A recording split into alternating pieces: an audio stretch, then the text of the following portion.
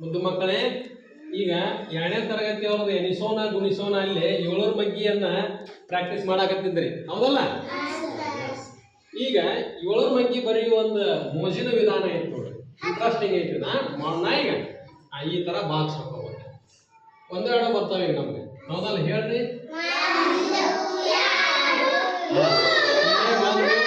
1 2 3 ಬರೀಬೇಕು. ಮತ್ತಿಲ್ಲೇ 4 5 6 7 8 9 10 0 ಅಂತ ಬರುತ್ತೆ.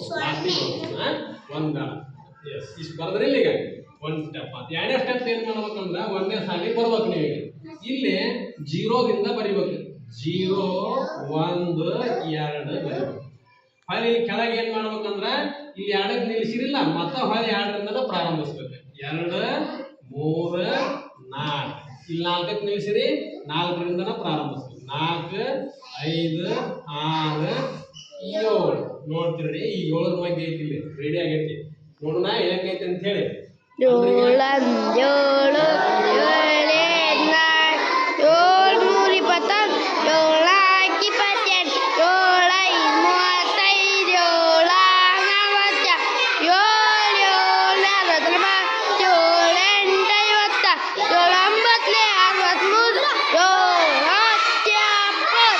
ಹೌದಾ? ರೆಡಿ ಆದ?